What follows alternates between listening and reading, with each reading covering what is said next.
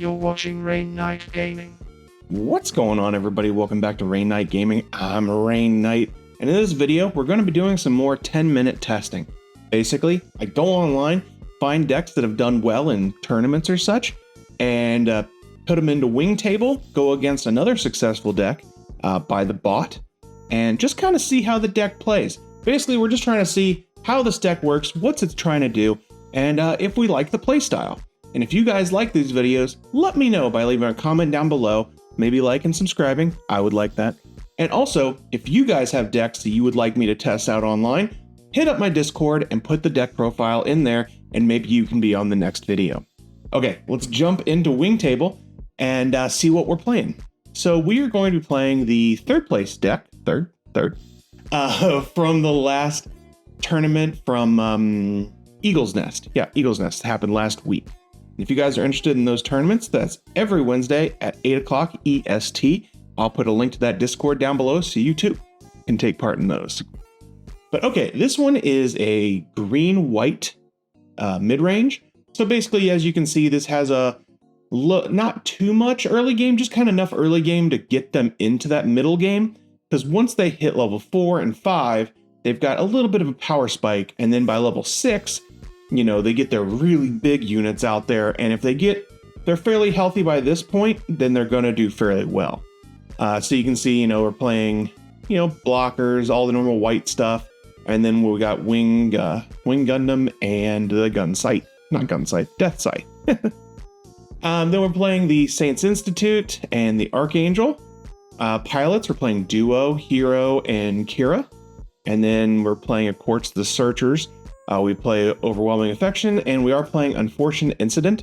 You can use that as a nice defensive move during attacks, so it kind of works out with good blockers. So pretty nice. And then we're going to be playing against the one we did in the last episode, Levi 3000's Xeon Aggro, which we know is really freaking good.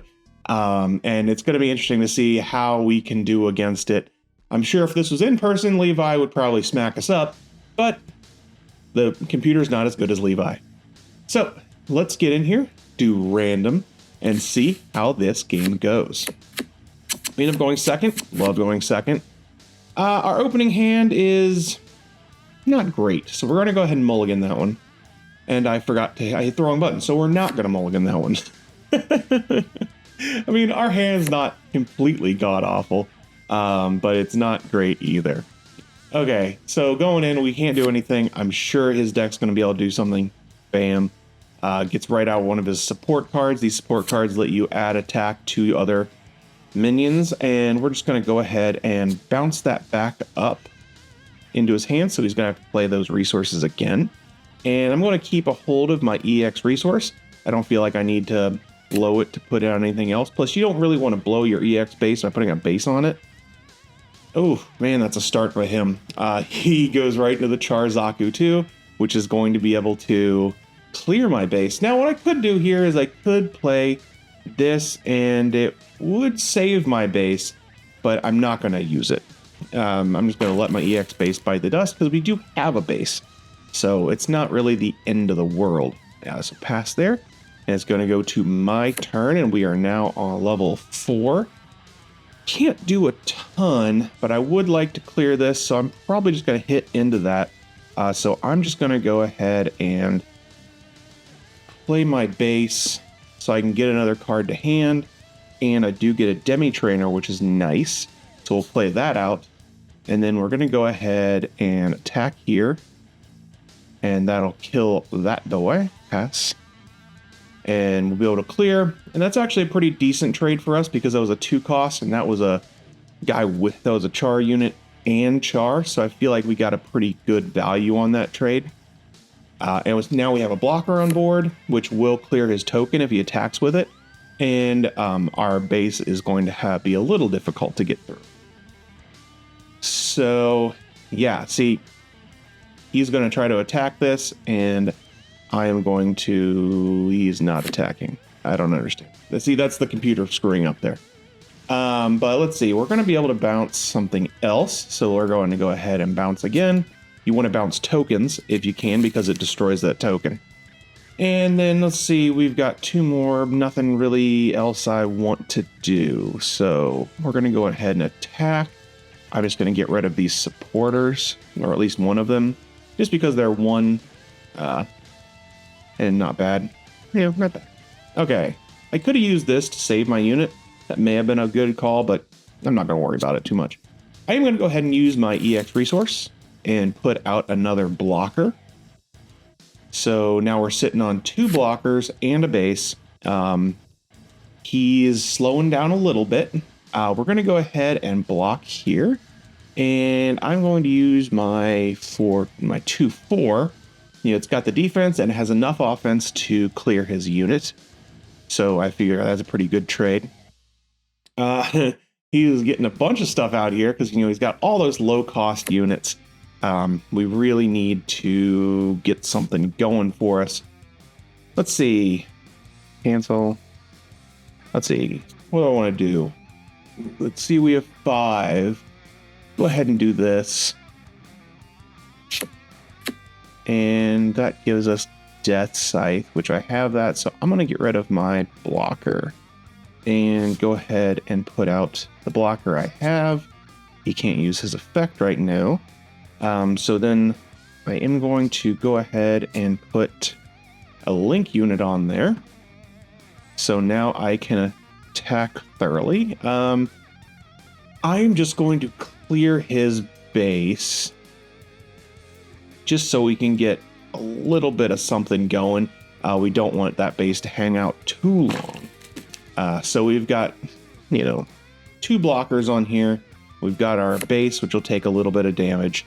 And he got his base. He plays 2 bases, and of course he pulls it.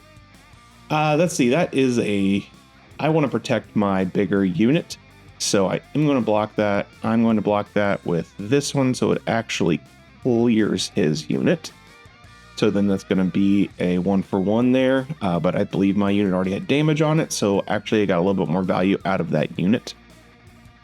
He's going to buff up one of his guys. Maybe? No, he did not. Let's go ahead and I'm just going to take that, I think, because otherwise I wouldn't clear his unit. And this is going to survive it, so not bad. Sure, yep, he's attacking there. I'm actually going to let that attack go through because he's not going to be able to clear my base. And it would have cleared one of my blockers, so that would have been bad. As you can see, he's starting to get a lot of units on the field here, so we need something going. Good thing we're into our Death Scythe now. And we get to ramp a little bit of a unit there. We're going to attack. I'm going to attack his... Oof, it's a tough call. But I think I'm going to get rid of this unit, because then he's just going to take 1 damage. And I won't take any damage. And then I am going to... Oh, should I clear? Should I not clear? I am not going to clear. So we'll just leave it at that. Pass. Okay, so to see how much more ramp. Oh man, this deck is brutal. So he is a 3-4. I'm going to go ahead and block to get rid of that because it's one of his larger units. Yeah. And would that be good? Let's see. Would he survive? He would not. So pass that. And that's going to get rid of both of those units. Mine actually killed 2 units because of it, so pretty good. This one, I am going to actually save some of my unit's ability and block here. Hex. That's going to clear his token. My thing will get cleared, but now he's just got 2 support units on board. And he gave it to his guy, and he's attacking in. I am actually going to use this on him. That takes him down to 0, so he doesn't do any damage to that guy. Probably should have waited for that for like a unit to save some of my board control, but I wanted to use it. Okay, let's go searching for some more cards because we don't have First Strike anymore, so hoping to pick up Did not pick up a hero. This is a good one right here. I'm probably going to send back the pilot. Yeah, I'm going to send back the pilot. And we're going to summon out a wing. And then we're going to go ahead and attack here. I want to clear off some of his units. Probably just this one here, so I don't take any damage. And it gets rid of some of his support. And then we'll go ahead and pass. Let's see. He's going to be able to start playing a bunch of stuff now. Let's see. It's 3-3. That's going to be able to clear that. Not too terrible. It did its job. It hung around for a long time. And at least we're going to have some breach on this next turn. So we're going to be able to actually do some good damage. This is turning into a pretty long bench. So let's see. Oh, we got the wrong pilot. So let's go ahead and do a little searching. Putting on this guy so we can pick up one of our shields. And we got a blocker. That's not bad. We do need that blocker.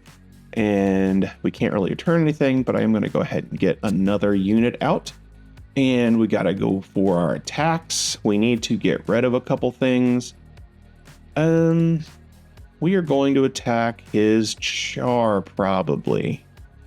Yeah, I think that's going to be that one. Oh, wait, no, we should get rid of the support. Yeah, get rid of the support. So we're going to take 3 damage on him, leave him with 2. So he may eat another attack, but it is going to let us clear the base. And then I'm going to attack again. I am just going to get rid of another one of his units just because he's running out of cards. I'm running out of cards too, but I've got more board presence than he does. So I think we're sitting pretty there. Luckily, he doesn't pull. Okay, he doesn't pull into a pilot, which is nice. I am going to go ahead and block this because I want my breach to stay on board. And it does get rid of his big unit. He may still decide to clear it with his Zaku, but we'll see. Let's see what he wants to do.